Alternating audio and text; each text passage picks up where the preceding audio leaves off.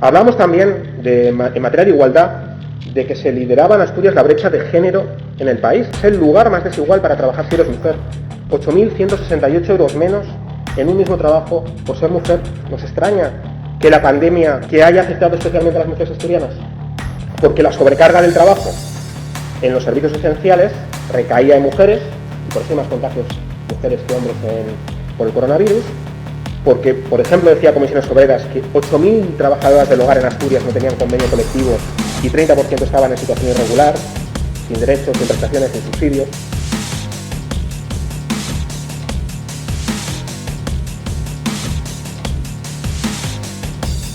Decíamos que no podíamos permitir que la desigualdad en el reparto de cuidados obligase a las mujeres a salir del mercado laboral y abandonar sus profesiones. El feminismo es la redistribución de la riqueza, redistribución del tiempo y redistribución del dinero. Es fundamental.